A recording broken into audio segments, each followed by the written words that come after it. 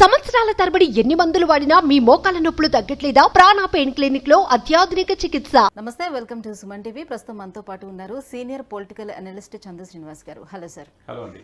Sir, ఎన్నికల యుద్ధం ముగిసింది. సో మొదటి నుంచి కూడా అభ్యర్థులు వ్యూహ ప్రతి వ్యూహాలతో ముందుకు కదిలారు. సో 2019 ఎన్నికలతో కంపేర్ చేసుకుంటే 2024 ఎన్నికలు పోలింగ్ అనేది ఎక్కువగా నమోదైంది. సో మాక్సిమం ఒక 2% నమోదైంది అనుకోవచ్చు. సో ఇది దేనికి సంకేతంగా మనం తీసుకోవచ్చు? ఎవరికి వారు ధీమా వ్యక్తం చేస్తున్నారు, మేము గెలుస్తామంటే మేము గెలుస్తామని? అంటే ముందు ముఖ్యంగా ప్రజాస్వామ్యంలో ఓటు హక్కు, ఓటు విలువ తెలుసుకున్నారు ప్రజలు. అది చాలా సంతోషకరమైన పరిణామం. ఎవరైనా 5 సంవత్సరాలు ఒక్కసారి వచ్చే ఓటుని సద్వినియోగం చేసుకుంటే మంచి వ్యక్తులు అసెంబ్లీలో కావచ్చు, పార్లమెంట్లో కావచ్చు అడుగు పెడతారు. మీరన్నట్టు 2019లో దాదాపుగా 79.77% అప్పుడు పర్సంటేజ్ ఓటు. ఈసారి అయితే అర్ధరాత్రి దాటిన తర్వాత కూడా పోలింగ్ మనం చూసాం.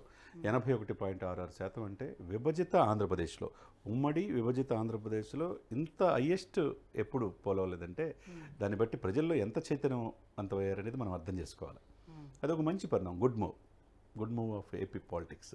అంటే మార్పు కోసం ప్రజలు తన భూమి, తన పుట్టిన ప్లేస్కి, అధికారానికి దూరంగా, అభివృద్ధికి దూరంగా ఉందనే భావనతో ప్రజలు వెళ్ళి తండోపతండాలుగా ఓటు వేశారు. ఇట్లా మనకి తెలుస్తున్న లెక్కల ప్రకారం 45 నుంచి 46 లక్షల మంది హైదరాబాద్ సరౌండింగ్ నుంచి వెళ్ళారు. కర్ణాటక బోర్డర్ నుంచి, ఒరిస్సా నుంచి, బెంగళూరు, తర్వాత చెన్నై నుంచి కూడా వెళ్ళారంటే దాన్ని బట్టి అర్థం చేసుకోవచ్చు. చివరికి ఎన్ఆర్ఐస్ కూడా ఒక 5 లక్షల మంది వచ్చి ఓటు వేశారంటే ఈ ఓటు ఎక్కువగా పర్సంటేజ్ అయింది. ఎక్కువ మహిళలు వచ్చారు. ఈ ఎన్ని పథకాలకి ఆకర్షితులై వచ్చారని చెప్పి జగన్మోహన్ రెడ్డి గారు ఆ మంత్రి మండలి అనుకుంటుంది. అదే సమయంలో ప్రభుత్వ వ్యతిరేకత వచ్చారని చెప్పేసి కూటమి అంటుంది. ఇప్పుడు ఇదే ప్రశ్న అందరికీ ఏంటంటే ఐపాక్ సభలు, విజయోత్సవాలు అన్నీ జరుగుతూ ఉన్నాయి. కానీ కూటమి కన్నా ముందే జగన్మోహన్ రెడ్డి గారు వచ్చి బహిరంగంగానే మేము డెఫినెట్గా గెలిచి తీరుతాము అని చెప్పేసి చెప్పడం జరిగింది.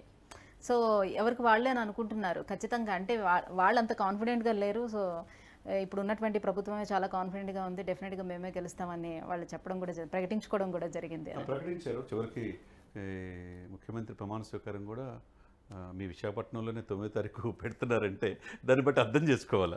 అంటే వాళ్ళ కాన్ఫిడెంట్ లెవెల్ ఏ విధంగా ఉందైనా అధికార పక్షంకి, ఎందుకంటే 151 ఉంది కాబట్టి 151 సీట్లు, తర్వాత 22 మంది ఎంపీలు వాళ్ళ చేతిలో ఉన్నారు.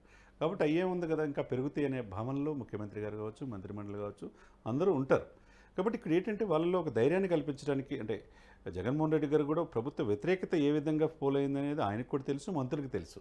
చాలా చోట్ల పోలీసులు మెతక వైఖరి వహించారు. చాలా కేంద్ర ఎన్నికలు 175 సీట్లలో 150 సీట్లు ఖచ్చితంగా మేము గెలుస్తామని వాళ్ళు చెప్పడం కూడా జరిగిపోయింది. సో 150 సీట్లు వీళ్ళే గెలిచినట్లయితే అంటే ఈ కూటమికి 25 కూడా రావనే, పోయినసారి వచ్చిన 23 కూడా రావనే. అంటే అది కొద్దిగా ఆశ్చర్యకరంగా ఉన్నది. వాళ్ళు చెప్పిన ఆచరణకి సాధ్యం కానిదిగా ఉంది. ఎందుకంటే ఒకవైపు ముఖ్యమంత్రి గారు దేశం మొత్తం షాక్ అయ్యే తీర్పు రాబోతుంది, 151 మించి రాబోతున్నాయి, 23 ఎంపీలు వస్తున్నాయని చెప్పన్నారు.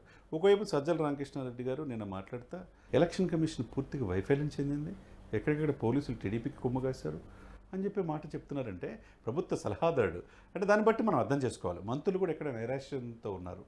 ఇక్కడ ఏంటంటే సైలెంట్ ఓటింగ్ జరిగింది. ప్రభుత్వ పథకాలు అక్కడ పక్కన పెడితే వెల్ఫేర్ స్కీమ్స్, 18 సంవత్సరాల ఓటు వచ్చిన వాళ్ళు, కొత్తగా ఓటర్లు వచ్చిన వాళ్ళు 15 నుంచి 16 లక్షలు ఉన్నారు. వాళ్ళంతా కూడా దాదాపు 80 to 90% మార్పు కోసం పవన్ కళ్యాణ్ గారు చేసే ప్రతిపాదన, ఓటు చెల్లకుండా రాజకీయం చేసే క్రమంలో కూటమి వైపే ఉన్నారు. అదే సమయంలో 18 నుంచి 35 ఇయర్స్ వరకు ఎవరైతే యంగ్స్టర్స్ ఉంటారో వీళ్ళందరూ కూడా కూటమిగా ఉన్నారు. అది ఏదైతే 40 నుంచి 60 ఉన్న వాళ్ళు మహిళలు ఉంటారు, వాళ్ళకి 15,000 కావచ్చు, చాలా మహిళలకు అనేక స్కీమ్స్ ఈ ప్రభుత్వం ప్రకటించింది. అంటే యంగ్స్టర్స్ అందరూ కూడా కుటుంబ వైపు ఉండటానికి రీజన్ ఏమే ఉంటుంది? డెఫినెట్గా అంటే కొత్త మార్పు కోసం ఒక ఆంధ్రప్రదేశ్ ఏంటి స్పెషల్ స్టేటస్ రాలేదు, పోలవరం పూర్తి కాలేదు, మద్యం ఏర్లైపోతుంది, నిత్యావసర వస్తువుల ధరలు పెరిగిపోయినాయి, రోడ్లు లేవు, తీర ప్రాంతం ఉండి ఏం ఉపయోగించుకోలేకపోయాం అనే భావన వాళ్ళు కలిగింది. చివరికి ల్యాండ్ సీలింగ్ అనేది ఒకటి తీసుకొచ్చి చివరికి మన ల్యాండ్ మీద కూడా జగన్మోహన్ రెడ్డి గారు ముద్రైంది.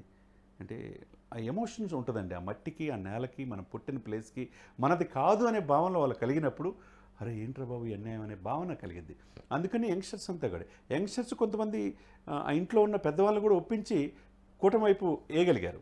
కాబట్టి ఇక్కడ అధికార పక్షం ఎడ్జ్ ఏంటంటే మాకు పథకాలు ఇచ్చాం కదా, ఈ మహిళలు, వృద్ధులంతా మా వైపే ఉన్నారు అనే భావనలో వీళ్ళు ఉన్నారు.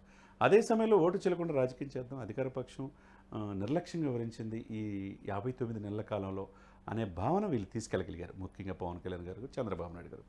అదే సమయంలో మోదీ గారు వీళ్ళతో కలిసిన తర్వాత నిర్లక్ష్యానికి గురైన ఆంధ్రప్రదేశ్ అవినీతిలో అగ్రభాగం ఉంది. ఒకప్పుడు చంద్రబాబు ఉన్నప్పుడు అభివృద్ధిలో ప్రథమ స్థానంలో ఉన్న ఈ రాష్ట్రం ఈ పరిస్థితి రావడానికి కారణం ఈ వైసీపీ పార్టీ, జగన్మోహన్ రెడ్డి గారిని ప్రత్యేకంగా విమర్శించి కౌంట్ డౌన్ స్టార్ట్ అయిందని చెప్పి మోదీ గారు ఎప్పుడైతే చెప్పారో రాజమండ్రిలో, అనకాపల్లిలో, విజయవాడ రోడ్ షోలో, అప్పటి నుంచి కంప్లీట్ చేంజ్ అయింది. ఎందుకంటే మూడోసారి దేశానికి ప్రధానమంత్రిగా అవుతున్న మోదీ గారే సాక్షాత్తు దేశ ప్రధాని చెప్పాడంటే నిజమే కాదా అనే పాయింట్లో ఇంటలెక్చువల్స్ అప్పుడు దాకున్న తటస్థులు కూడా ఈ కూటమి వైపు మొగ్గు చూపారు. ఇకపోతే మీరు చూశారు పోస్టల్ బ్యాలెట్లో కూడా 4.5 లక్షల ఓట్లు అంటే ప్రభుత్వ వ్యతిరేకత ఎంత ఉంది. సాక్షాత్తు కొట్టు సత్యనారాయణ గారు తాడేపల్లిగూడెంలో ఆయన్నే తిరగబడ్డారంటే ఓటర్లో చైతన్యం, ముఖ్యంగా ఉద్యోగుల్లో వ్యతిరేకత, సిపిఎస్ రద్దు చేయకపోవటం, ఇవన్నీ కూడా చాలా ఉన్నాయి. అవన్నీ కూడా ఎరియర్స్ ఇంతవరకు రాకపోవటం, వాళ్ళు 80% వాళ్ళకి అధికార పార్టీ వాళ్ళే చెప్తున్నారు 80 to 90% మాకు అగనిస్ట్గా పడినాయి అని. అంటే కూటమికి పడినాయి కదా. ఉద్యోగస్తులు అలా ఉంటే, యంగ్స్టర్స్ ఇలా ఉంటే, తర్వాత మిడిల్ ఏజ్ పీపుల్ ఇలా ఉంటే, ఎక్కువ ఏజ్డ్ పీపుల్ అంతా కూడా అధికార పక్షానికి ఎడ్జ్ వల్ల ఈరోజు 60 నుంచి 68 సీట్ల వరకు అక్కడ వరకు ఆగిపోయి ఉంది. కానీ అధికారానికి మ్యాజిక్ ఫిగరు 88 నుంచి 90 వచ్చే పరిస్థితి కనపట్ల. ఆ సైలెంట్ ఓటింగ్ అనేది కూటమికే పడిందనేది అన్ని రకాలుగా కనపడుతుంది మనకు. ఉత్తరాంధ్ర కావచ్చు, రాయలసీమ కావచ్చు, ఉభయ గోదావరి జిల్లాలు కావచ్చు. సో మొత్తానికి మీ అభిప్రాయం ప్రకారం చూసుకున్నట్లయితే డెఫినెట్గా కూటమికే సపోర్ట్ ఎక్కువగా ఉంది, కూటమి గెలిచే అవకాశాలు ఎక్కువగా కనిపిస్తున్నాయి, ఓట్లు కూడా కూటమికే ఎక్కువగా పోలేయని మీ అభిప్రాయం ప్రకారం తెలుస్తుంది. గోదావరి పోర్లో సైలెంట్ ఓటింగ్ ఎక్కువగా కూటమి పడింది కాబట్టి ఎప్పుడు లేని విధంగా పిఠాపురంలో పవన్ కళ్యాణ్ అసెంబ్లీలో అడుగుపెట్టనివన్నారు. 86.87% అక్కడ పోలింగ్ అయిందంటే ఇక అంటే ఓటర్లు 11 దాకా ఓటు వేస్తున్నారంటే ఓటు విలువ ప్రజలు తెలుసుకున్నారు. ప్రజాస్వామ్యంలో ఓటు హక్కు అది గొప్ప ప్రజాస్వామ్యం అండి. భారతదేశం 145 కోట్ల జనాభా, 94 కోట్ల ఓటర్లు ఉన్నారు. ఇతర దేశాలకు మార్గదర్శనం మన దేశం. అటువంటిది ఓటు వేయడానికి ఇంట్రెస్ట్ చూపని పరిస్థితి నుంచి ఓటు వేసి నిరూపించుకుందాం అనే భావనలో ప్రజలు రావటం, విభజిత ఆంధ్రప్రదేశ్లో ఇంత భారీగా పోలవటం, గత 2019 కంటే 2.09% ఎక్కువగా రావటం ఏంటంటారు? ఇది ప్రభుత్వ వ్యతిరేకత కాదంటారా? అంటే ఇంకా ఇక్కడ పోలైన ఆ 2.9% ఏదైతే ఉందో అదే కూటమికి బలాన్ని ఇస్తుందని అంటున్నారు. అదే హోరావరి పోల్లో ఆ 2.9% మాత్రమే అదే ఫిగర్ కూటమికి బెనిఫిట్ అవుతుంది. Thank you so much sir, మీ అభిప్రాయం తెలియజేసినందుకు థ్యాంక్ యూ. సుమన్ టీవీలో మీ పర్సనల్ అండ్ బిజినెస్ ప్రమోషన్స్ కోసం కింది నెంబర్కి కాంటాక్ట్ చేయండి.